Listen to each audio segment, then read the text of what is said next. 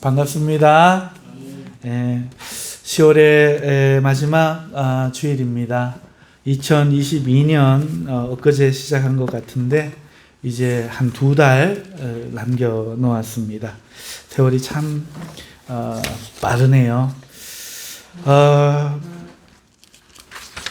2022년 10월을 또 우리가 보내지만 또 감사하게도 오늘 로마서 강의 마지막 그 시간을 저희들 또 대합니다. 참 감개무량합니다.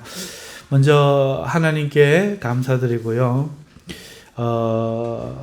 복음의 이 핵심을 담고 있는 이 로마서를 강의해 보는 것은 목사가 된 사람이라면 누구나 한 번쯤 아마 꿈꾸는 그런 일일 것입니다. 근데 그게 쉽지가 않습니다. 목사가 되었다고 성경을 다 아는 것이 아닙니다. 그리고 특히 이 로마서의 내용을 쉽게 설교한다는 것은 참 어려운 일입니다. 저도 예전에 한번 시도했다가 실패로 끝난 경험을 가지고 있습니다. 로마서를 강의할 만한 성경적 지식도 없었고 역량도 되지 못했고 그랬었습니다. 그런데 하나님께서 다시 한번 은혜와 능력을 저에게 허락해 주셔서 이렇게 강의를 끝까지 마칠 수 있게 하시니까 모든 것이 하나님의 은혜인 줄 압니다.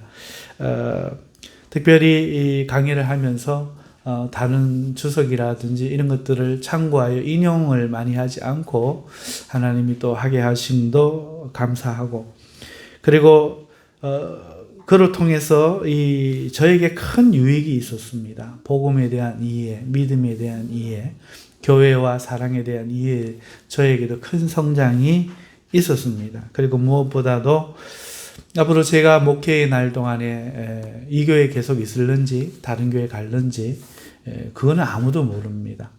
그런데 특별히 여러분들이어서 제가 너무나 감사하고 기쁜 마음을 갖고 있습니다. 앞으로도 우리가 끝까지 함께 하면 좋겠지만 그것은 하나님께 맡길 일이고, 사랑하는 성도 여러분, 오늘 우리가 이렇게 함께 로마서를 마무리하면서 이 말씀을 믿음으로 받으시면서 또 기도로 살려고 애쓰신 우리 성도님 모두에게 다시 한번 감사를 전합니다. 복음으로 경고하여져라 하는 제목으로 말씀을 전할 터인데요. 오늘 이 본문은요, 로마 교회를 향한 바울의 마지막 문안 인사입니다. 그리고 첨가하여 하나님께 영광을 높이는 끝인사로 이렇게 구성되어 있습니다. 자, 여기에서 우리가 두 가지를 발견할 수 있는데요. 무엇을 발견할 수 있느냐? 내용은 너무 간단하잖아요. 그래서 두 가지를 발견할 수 있는데, 첫째는 로마서가 바울 개인의 서신이 아니라 하는 것입니다. 바울 개인의 서신이 아니다. 이게 무슨 말일까? 이 서신을 쓸 때 오늘 본문을 보면요, 디모데와 바울의 친척 누기오와 야손과 소비바더가 이 서신을 통해서 문안하고 있는 장면을 우리가 볼 수 있죠. 이 서신을 쓸 때 목사님, 바울 사도님, 저희들도 문안한다고 전해주세요, 이러고 있단 말이죠. 그리고 이 편지는 바울의 서신으로 우리가 알고 있지만 기록한 것은 바울 자신이 아닙니다. 22절을 보면은 이 편지를 기록하는 나 더디오도라고 하고 있어요. 그렇다는 것은 어떻게 된 것일까요? 바울은 이 로마서 서신을 입으로 구술하고 더디오가 이 편지를 받아 적었다는 뜻이죠. 바울 개인이 생각나서 연필 꺼내서 휘리릭 적은 게 아니라는 거죠. 앞에 언급된 많은 사람들이 보고 있고 그걸 알고 있고 또 바울이 구술하면서 정리하면서 그것을 더디오가 받아 적었죠. 그리고 한 가지 더 참고할 것은 그 당시에 종이 하나의 값이 어마어마했습니다. 네. 그렇기 때문에 한번 틀리면 큰일 납니다. 막 지금처럼 막 타이핑하는 것도 아니고요. 연필로 하다가 지우개 슥슥 지우는 것도 아니고요. 한자 한자 적는데 대단히 신중하고 시간이 걸렸고 또 그렇기 때문에 구술을 하는 것도 대단히 절제하면서 다듬으면서 생각하면서 그것을 최종 확정되면 드디어가 받아 적는 형식이었을 것입니다. 또한 이 사실, 이 편지를 적고 있는 사실을 알고 있던 앞서 언급한 사람들이 자신의 문안을 당부하면서 23절에 나오는 가이오와 에라스도와 구아도도 문안하고 있습니다. 즉 로마서는 바울이 기도하며 성령의 감동으로 그 내용을 진술하고 있으며 많은 이들이 지켜보며 기도하는 가운데 드디어가 대필하였다 하는 것을 알 수 있죠. 그러므로 이것은 공식적인 공적인 서신이었던 것입니다. 이것을 첫째 우리가 알 수 있죠. 자, 둘째는 바울이 이 서신이 할 일과 그분께 영광을 돌리고 있다 하는 점을 우리가 알 수 있습니다. 이 서신을 보내서 이 서신이 어떤 역할을 할까? 이미 복음을 듣고 믿고 있는 로마 교회 아닙니까? 복음이 무엇인지 누구보다도 알고 있는 사람들이죠. 행하면서 배우고 있는 사람들입니다. 지식이 많이 부족한 사람들이 아니죠. 그럼에도 불구하고 지금 바울이 이렇게 복음서를 전해서 이 복음서가 어떤 역할을 할까 하는 것이 오늘 이 마지막 본문의 목적이 들려져 있고, 그리고 이 모든 것은 자신에게 공을 돌릴 것이 아니라 하나님께 공을 돌려야 한다. 이렇게 하나님께 영광을 돌리고 있다는 사실입니다.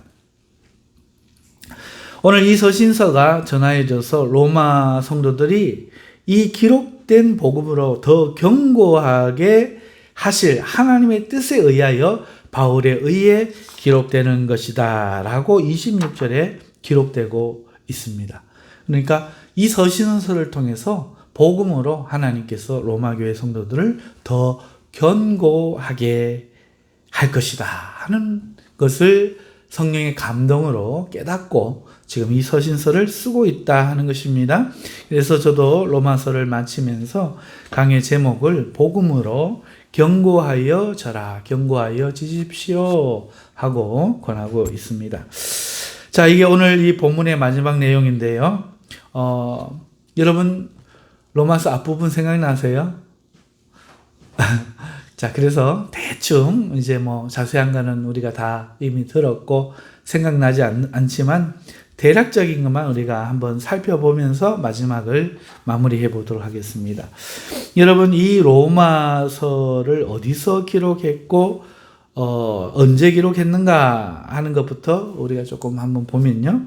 이 서신은요, AD 57년경 기록된 것으로 저희들에게 알려져 있습니다. 이때는요, 바울이 이 3차 전도 여행을 거의 끝마쳐 갈 때쯤입니다. 바울은 이때도 그랬고, 그리고 그 이전에도 그랬고, 여러 번 로마 교회를 방문하고픈 생각이 있었습니다. 하지만 그 바람이 잘 이루어지지 않았죠.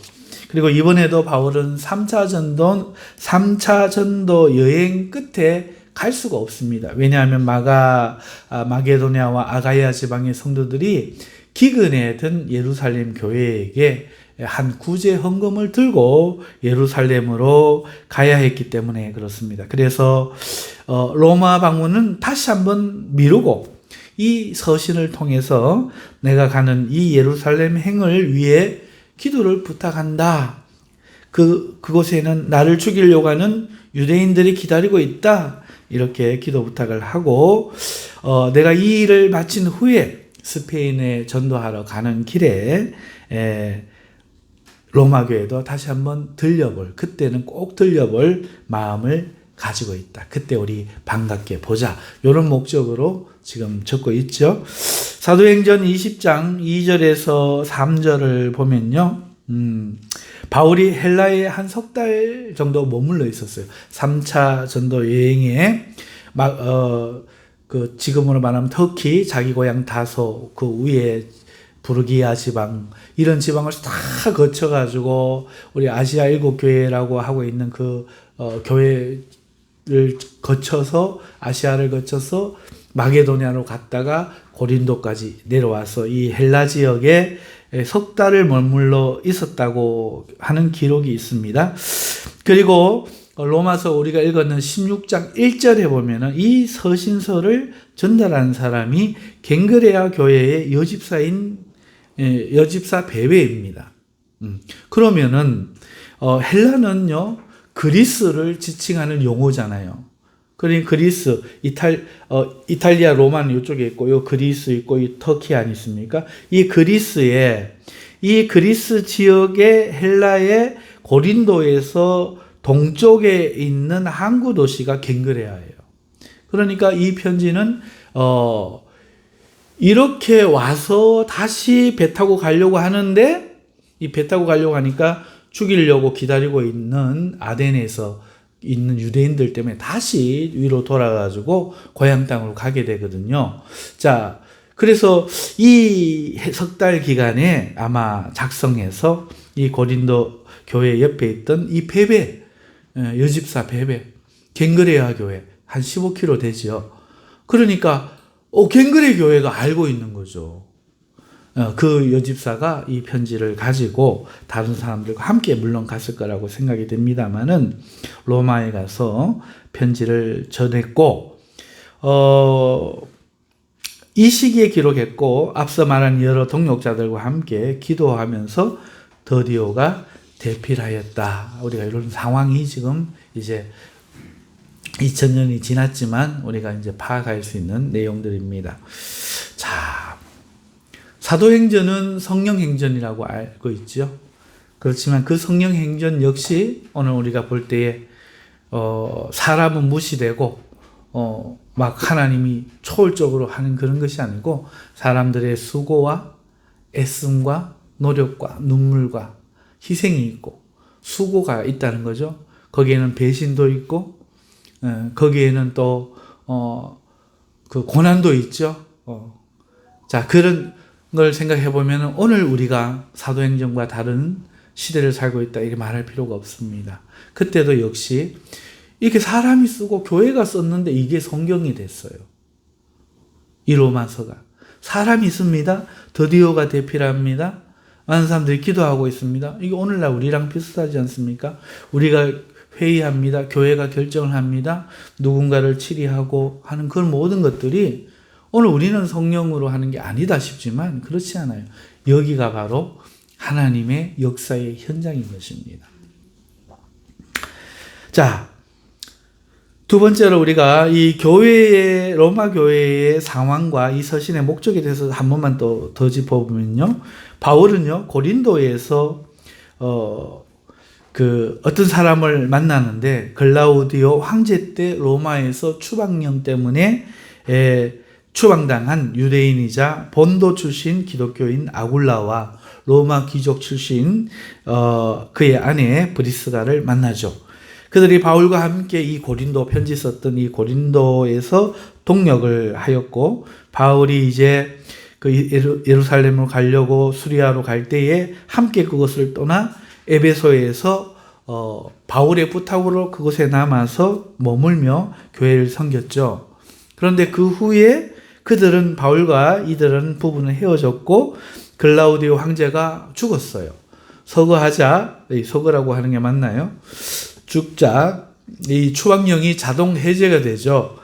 그래서 그 부부는 다시 로마로 돌아갔습니다. 그리고 그곳에서 자신들의 집을 교회로 내어준 거예요. 그리고 로마 교회의 소식들을 로마에 있잖아요. 이게 로마 교회예요. 자신들의 집을 내어준 거예요. 그리고 로마 교회의 소식들을 바울에게 알려준 거죠. 로마 교회가 이 하나밖에 없었다 이런 말은 아닙니다. 그래서 이 로마 교회의 소식들을 고린도에 있는 바울에게 인편을 통해서 아마 알려주었을 것입니다. 덕분에 바울은 한 번도 가보지 않았던 로마 교회의 소식을 훤히 알고 있었고, 로마 교회 동안 한 번도 보지 않았지만 위대한 사도 바울의 이야기를 그들을 통해서 들으면서 그의 믿음과 그가 얼마나 주를 사랑하는지 그 열정과 또 그 복음의 사명의 뜨거움을 잘 알고 있었다 하는 것입니다.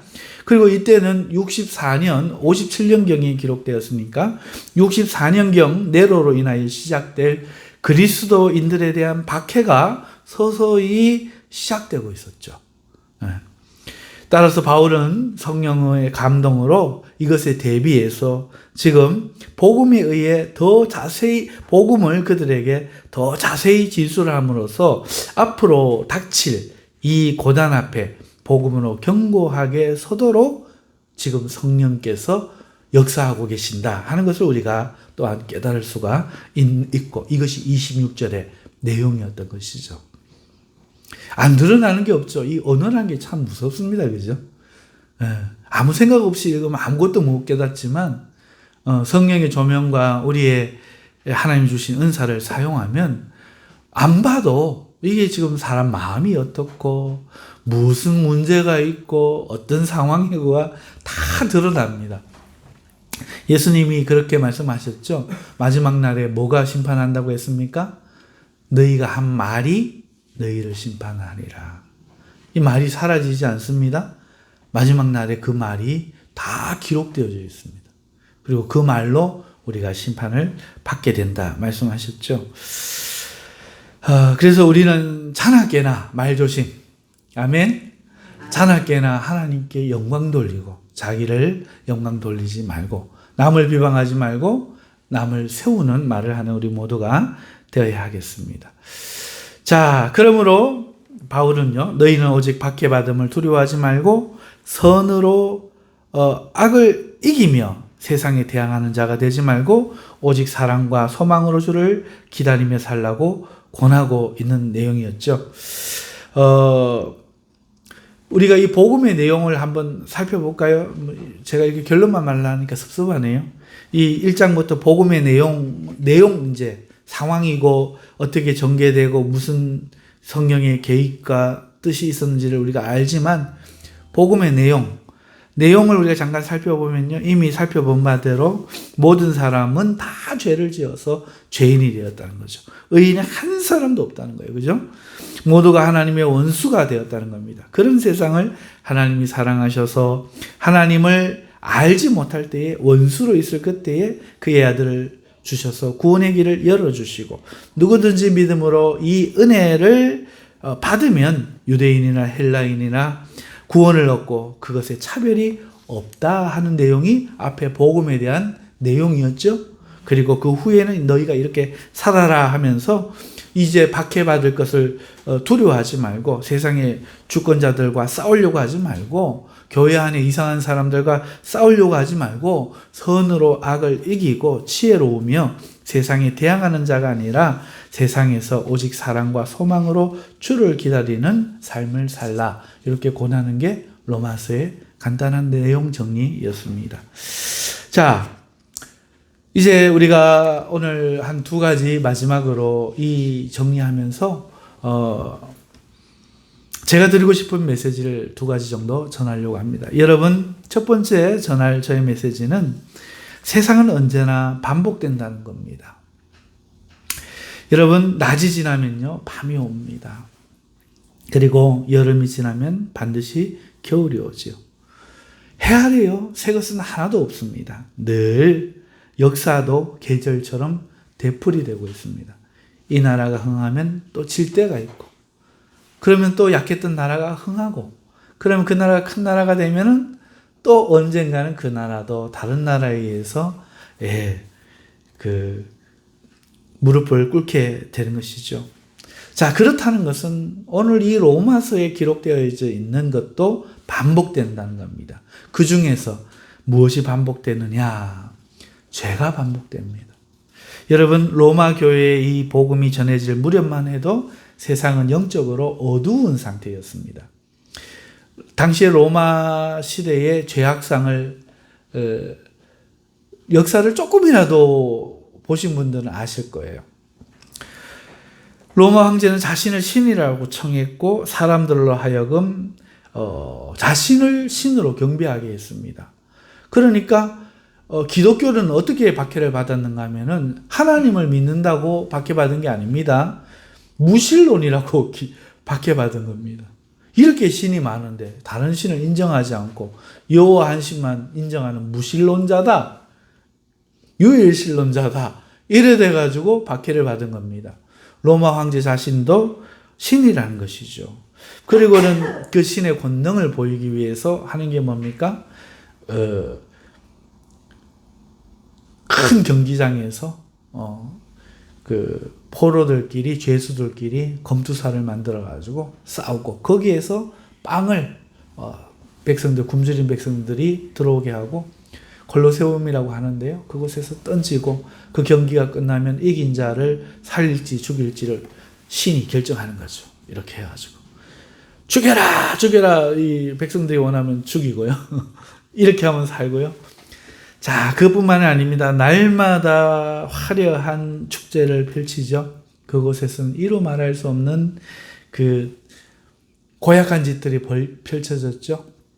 먹고는 손가락을 넣고 밖에 나와서 토해내는 통에다 토해내고, 또 들어가서 먹고 손가락을 넣어가지고 목구멍에 넣어가지고 또 토해내고, 그리고는 황제와 그 여러 신하들이 그곳에서 무의들과 음란한 그런 행위를 자행을 했죠.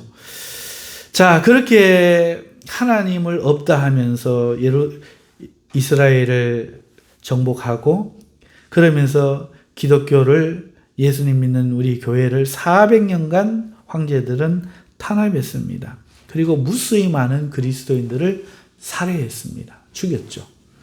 자, 그러니까 이게 영적 어둠이죠. 아, 이거 안 되겠구나. 세상을 지배하고 있는 이 세력, 이 기독교를 말살하겠구나. 역시 기독교는 안 되겠구나. 겨울이 너무 춥다, 너무 혹한이다 싶었지만 400년이 지나자 그 겨울도 마침내 끝났습니다. 오히려 기독교는 로마 전체를 굴복시키고 로마의 국교가 되었죠. 황제가 기독교인이 되어버린 겁니다. 모든 신하가 기독교인이 되어버린 겁니다. 기독교인이 되지 않고서는 정치를 할 수가 없고 살아남을 수 없는 그런 시절이 와버린 겁니다. 그리고 이 기독교는 그때부터 로마를 중심으로 전 세계에 퍼져나가기 시작했습니다. 그리고 전 세계에 마치 여름이 오는 듯 했지요. 하지만 세상은 반복되잖아요. 여름이 오면 또 겨울이 오는 겁니다. 기독교는요, 왕성하게 잎을 펼치고 온 산을 푸르게 하고 온 세상을 푸르게 해서 이제 여름이 안 끝날 것 같았지만 웬걸요, 스산한 바람이 불면서 순결의 그 잎의 빛깔을 잃어가기, 믿음의 빛을 잃어가기 시작했습니다. 그리고 중세 천년이 어둠이 되었죠. 이 거짓 선지자들이 들어와서 뻐꾸기 둥지를 튼 겁니다. 가톨릭의 그 신부들, 그 교황을 자리를 차지하고, 그때부터 교회의 주인이 되어서 복음을 타락을 시킨 겁니다. 복음을 없애버린 겁니다. 실제로 그렇습니다. 성경을 불태워버렸습니다. 성경을 읽으면 사형입니다. 이게 누가 했냐? 기독교인이 한 겁니다. 오늘 저 여러분들에게 성경을 읽으면 제가 죽이겠습니다 하면은 이 교회가 참된 교회겠습니까? 그런데도 불구하고 가톨릭은 그 성경을 못 읽게 하고 신부만 읽게 한 것입니다. 그러면서 로마 교황은 무오하고 성경을 해석할 권리가 있고 모든 성도들은 이 교황의 말과 신부의 말을 들어야 되고, 그렇게 교회를 장악하고는 자기의 부를 쌓아가기 시작했습니다. 금으로 교회를 치장하고 화려한 벽화, 그 세계 최고의 예술가들을 불러서 교회를 치장하고, 죽은 사람들, 부모들을 천국의 낙원으로 보내기 위해서 면죄부를 돈 받고 팔기 시작했습니다. 예수님을 믿어 구원받는 것이 아니고 헌금하면 면죄부 받으면 구원받는다. 완전히 악의 구렁텅이가 되고 살인자들이 되어서 기독교인들을 무수히 죽이는 그런 악마의 집단으로 변질되고 만 것입니다. 다시 겨울이 온 것이죠.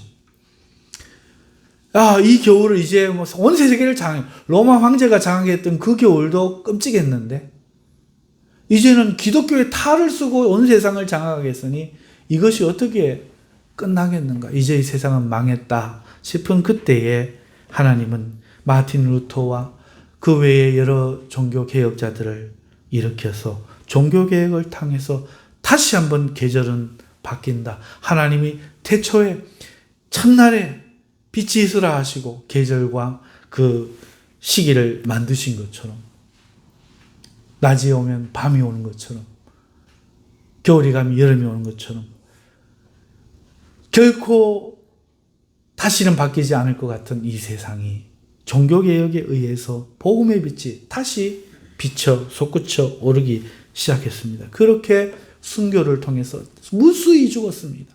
수백만이 죽었어요. 심지어 가톨릭에서는요, 어떤 결사단이 있습니다. 그래서 기독교인을 만나면 무조건 죽이는데 배를 찔러 죽이고 불 태워 죽이고 껍데기를 벗겨 죽이고 사지를 끊어 죽이고 이런 선언을 합니다. 애밴 기독교인을 만나면 배를 갈라서 그 아이를 꺼내서 죽이고, 이게 실제 이야기입니다.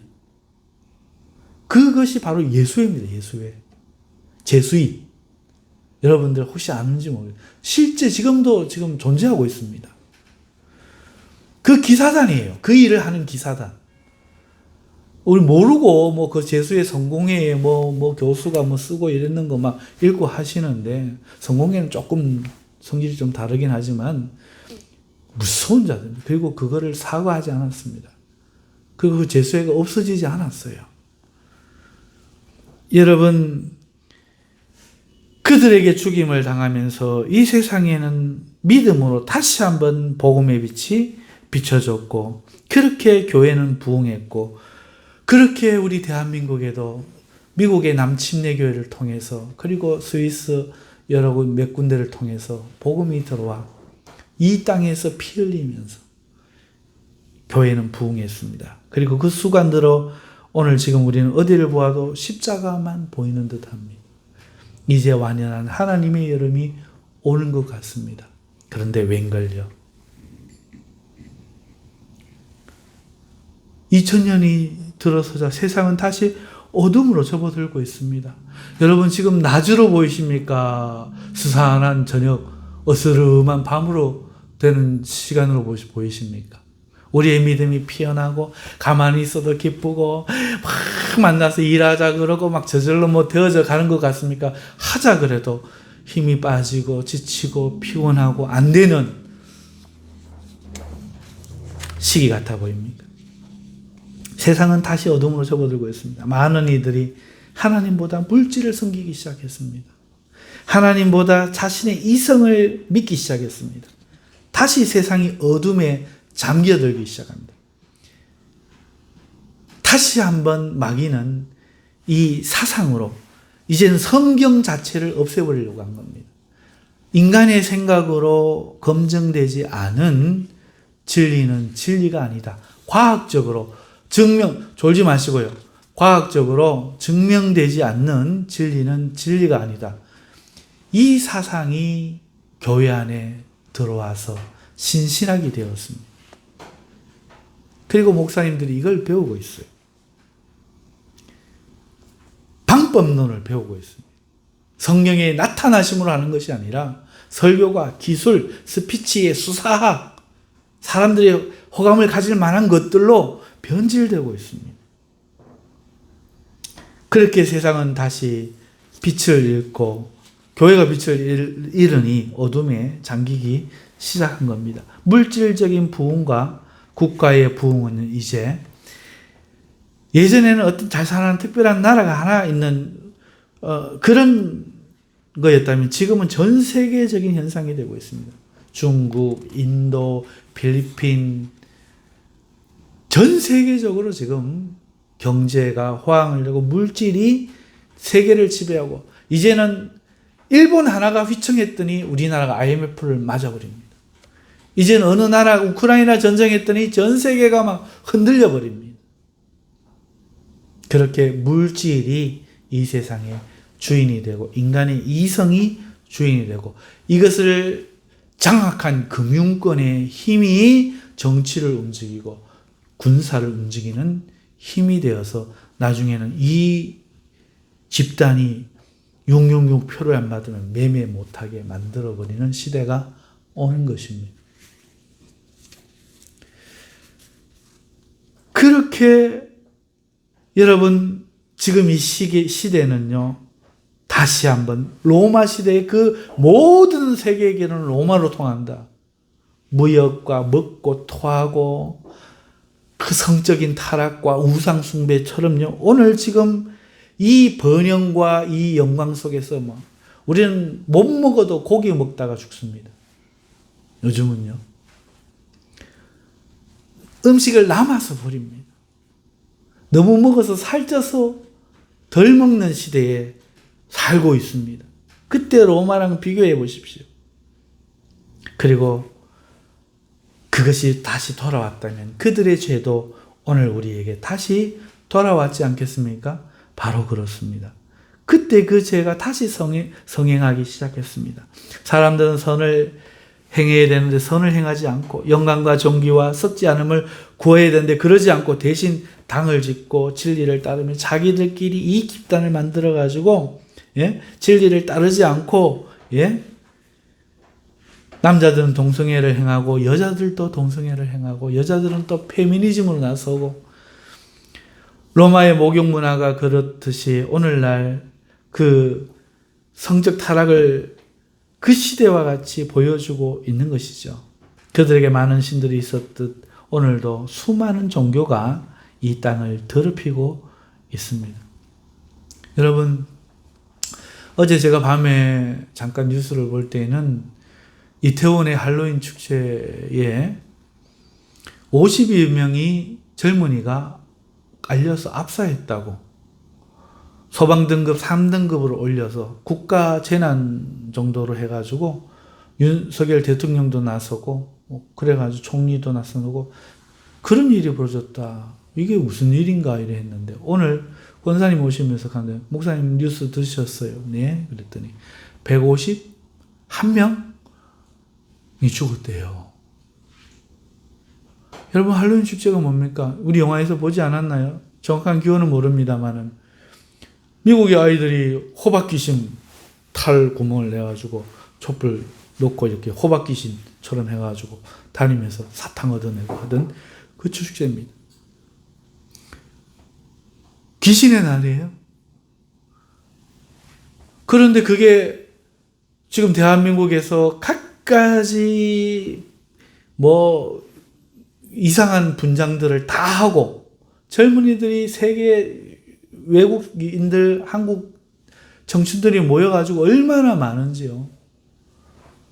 얼마나 많았으면 151명이 깔려 죽었겠습니까?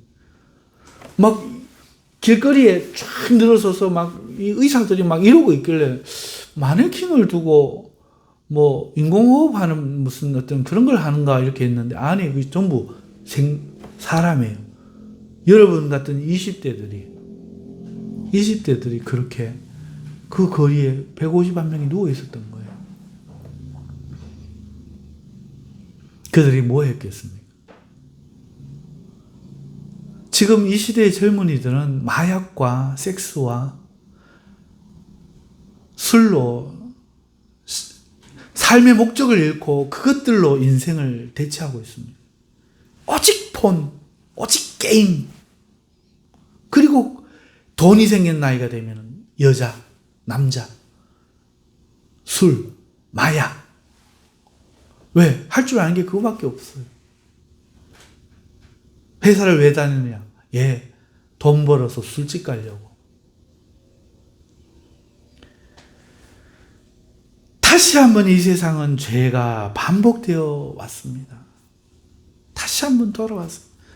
제 말이 이게 억지라고 생각이 드십니까? 아니요. 지금은 캄캄한 밤중으로 접어들고 있습니다. 하나님의 인자하심이 로마인들을 자신들을 인도하여 회개하게 하심을 알지 못하고 그 인자하심과 용납하심을 길이 참으심을 그들이 멸시하였던 것처럼 오늘날도 하나님 있기는 뭐가 있어? 그러고 하나님을 멸시하는 것입니다. 하나님이 없어 그렇다는 듯 고집과 회개하지 아니하는 마음을 따라 진노의 날에 당할 하나님의 진노를 쌓았던 것처럼 오늘날도 그 진노를 쌓고, 하나님이 없어서 그냥 보고 계신 게 아닙니다. 그런데도 오늘 기독교인들도 마음 무장이 다 해제되었어요. 해제되었습니다. 경각심이라고는 일절 찾아볼 수가 없습니다. 여러분, 제가 이렇게 다시 돌아왔습니다. 세상을 창황해 보십시오. 다시 겨울이 왔습니다. 겁주려고 하는 얘기가 아닙니다. 지금 우리는 집사님 기도처럼 깨어야 됩니다. 무감각해, 죄에 대해 무감각해진 나, 하나님의 일에 대하여 관심이 가지 않고 무감각해진 내가 혹시 지금 이 죄에 익사하고 있는 중 아닌가? 정신을 차리고 물 밖으로 튀쳐 올라와 수영해서 나와야 됩니다. 영적인 것엔 관심이 없고 육적인 삶에만 관심이 있는 내 모습이 지금 내가 세상에 빠져들고 있는 거 아닌가? 여러분, 우리는 지금 정신을 차리고 다시 일어나야 될 때인 것입니다. 두 번째는 박해가 반복될 겁니다. 그 이후에 박해가 있었습니다. 오늘 이후에 기독교인들에 대한 박해가 반드시 있을 겁니다. 제가 교회를 미워가지고 교회가 박해받기를 바라는 게 아닙니다. 역사는 반복됩니다. 반드시 우리는 박해받을 것이고 계시록에 그것이 예언되어 있지 않습니까? 박해받을 때에 오늘 우리의 믿음이 견딜 수 있겠습니까? 정말 그 순간에 내가 하나님을 믿겠노라, 내 재산 다 포기하고 내 삶의 순간 다 포기하고 고문과 그런 박해를 이겨낼 믿음을 정말 여러분 가지고 있습니까? 그러니 어떻게 해야 됩니까? 다시 로마서를 읽고 이 로마서로 복음으로 견고하게 섰듯이 오늘 이 시대에 우리가 복음을, 원색적인 복음을, 원초적인 복음을, 진짜 복음을, 나를 살리는 복음이 아니라 육의 옛사람을 죽이는 이 복음을 바르게 듣고 복음에 견고하게 서야 우리가 믿음을 지킬 수 있을 줄 믿습니다.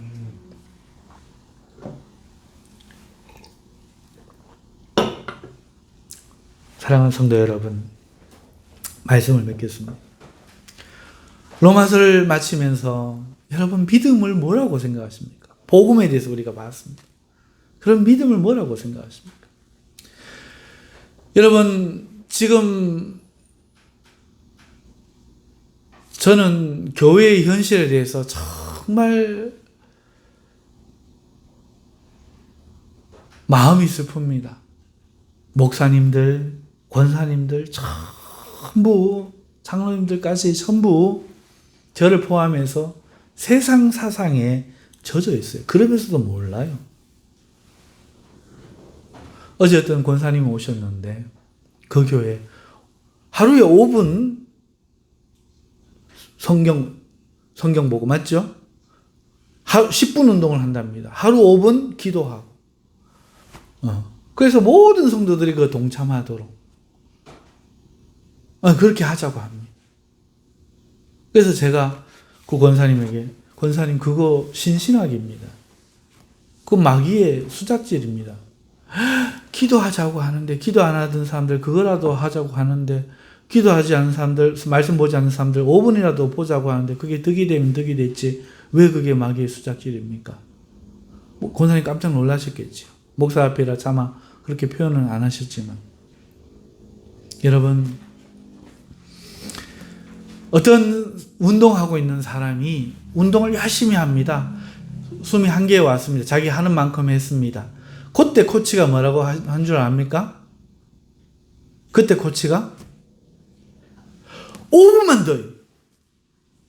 5번만 더. 푸시업을 해서 5번만 더. 이제는 못해! 하고 이러는데 한 번만 더. 그 한 번이, 그 5번이 그 사람의 근육을 벌크업 시키고 체력을 증진시키는 겁니다.